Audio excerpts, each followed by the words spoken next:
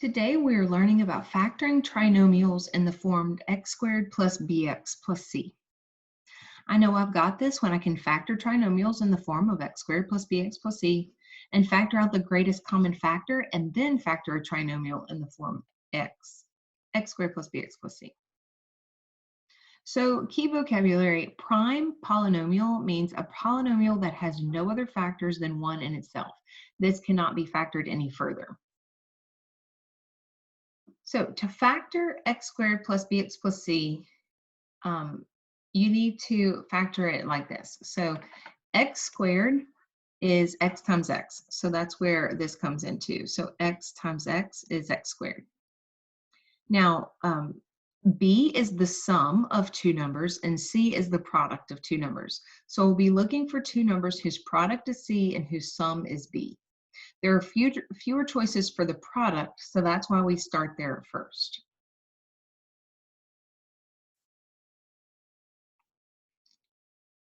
So here's some guidelines. Always factor the greatest common factor out first. This is with any kind of factoring problem. You always have to factor out the GCF first. Then set up two binomials. The first term of each one will be the variable you are working with. So for instance, you're going to set up something like this, and if it's x squared, you would put x times x. If the second sign in the trinomial is plus, then both binomial signs will be the same, and they will have whatever the first trinomial sign is. If the second sign in the trinomial is negative, they will be different signs. Find two numbers that will multiply to get the last term in the trinomial and that add together to get the middle term. Check by multiplying the factors. So here's an example. Okay, so factor the polynomial x squared plus 13x plus 30. So we're going to set up our two parentheses, and x times x equals x squared. So I'm always going to put that first. Now I have a plus sign, and so I know that my signs are going to both be whatever this is. So I'm going to put plus and plus. Now the question is to ask yourself, what numbers multiply to give you 30 and the same numbers add together to give you 13? So it's 10 and 3. Now I know some of you might be saying, well, what about 15 and 2? Well, if I did 15 and 2, to get that 13, this would have to be a negative 2, which would give me a negative 30. So that is why that would not work. It has to be a positive 10 and a positive 3.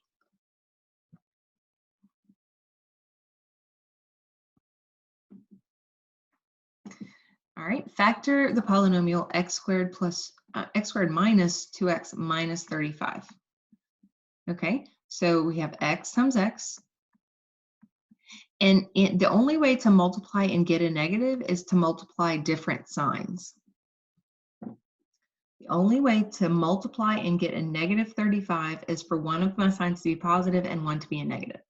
So you have to ask yourself, what numbers multiply to give you a negative 35 that add together the same numbers to give you a negative 2? Well, you know 7 and 5. But which one of those need to be negative in order to add together to get a negative 2? The negative 7. So I'm going to put a negative 7 and a positive 5. Now, I want to check with you and just make sure if I multiplied this out, just make sure that I would get my final answer. Okay, so I'm going to go ahead and check it. So I'm going to distribute that x. I'll get x squared, x times negative 7, 5 times x, and 5 times negative 7. So if I combine like terms, I would get x squared minus 2x minus 35, which was my original problem. So that means that that is my final answer. And you don't always have to check once you get used to this, but it does help. You can always know that you're right by multiplying your answer back together. Okay, let's do this one. So we would have x times x. This is positive, right? So I'm going to have to put 2 of whatever that is. Now here's a question. What numbers multiply together to give you 10? What are factors of 10 that would add together to give you negative 6? So let's think about factors of 10. We got 10 and 1 and 5 and 2. Are there any combinations of those that would give me a -6? No. So it's not factorable, so you say it's a prime polynomial. Okay, so you try this one.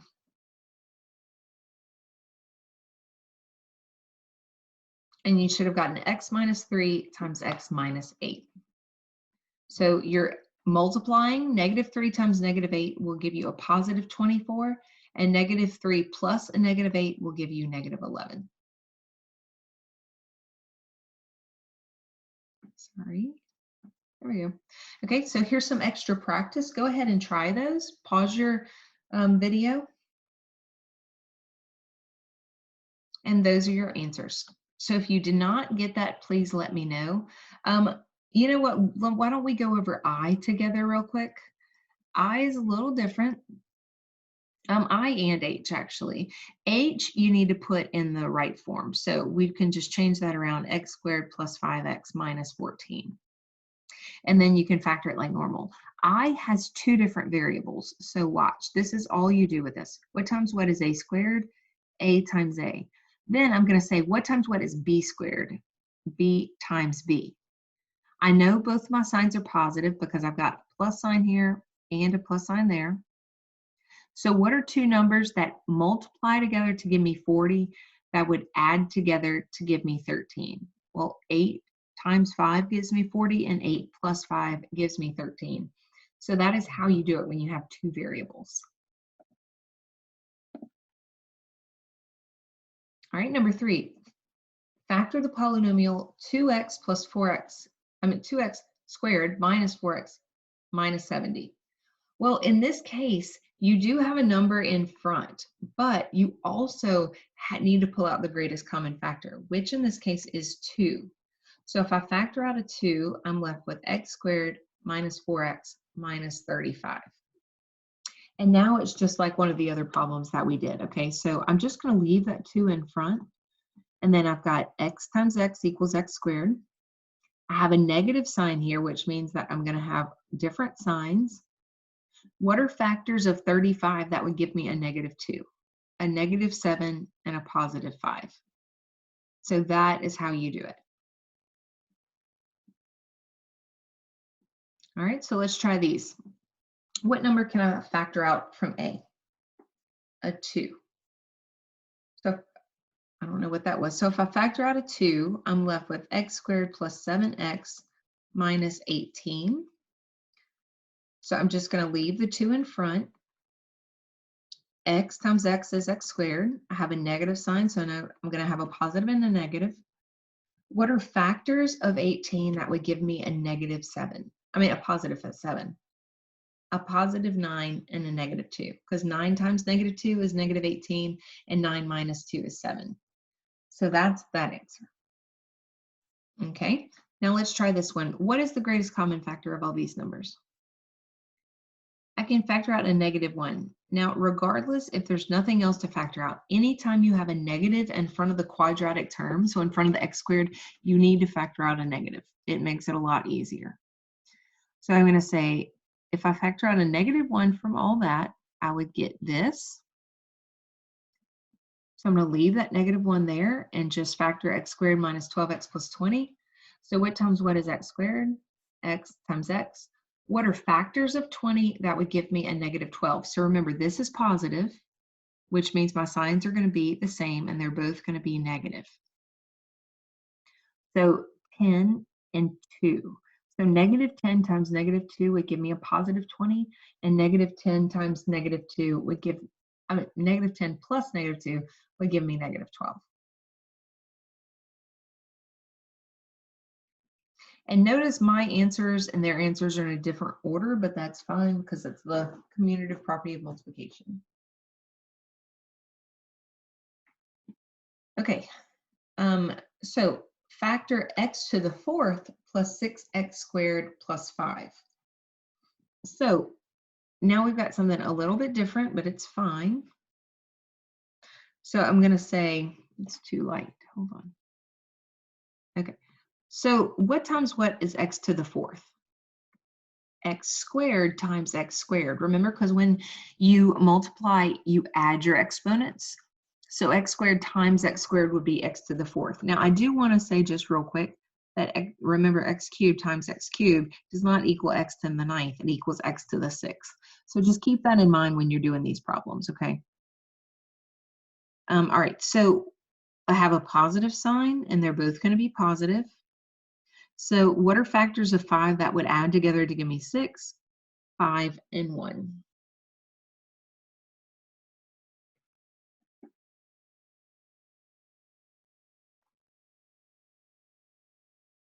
Okay, so I want you to pause and try these.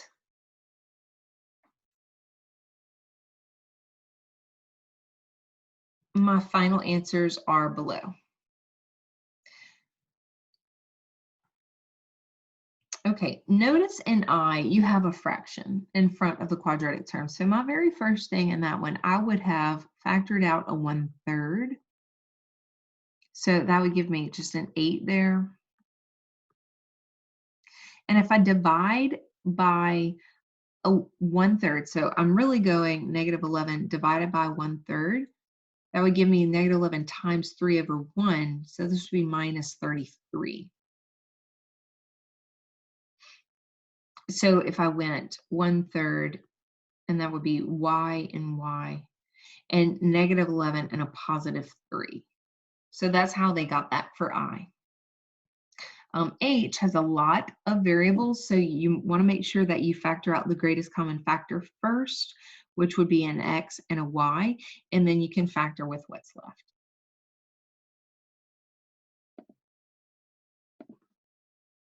All right, so some reminders. You should always check your factoring results by multiplying the factored polynomial to verify that it is equal to the original polynomial. So you can always check your answers. You will always know if you're right. Many times you can detect computational errors or errors in the signs of your numbers when you do check those results. So I know I've got this when I can factor trinomials in the form of x squared plus bx plus c, and factor out the greatest common factor, and then factor a trinomial in the form of x squared plus bx plus c. So do you really understand?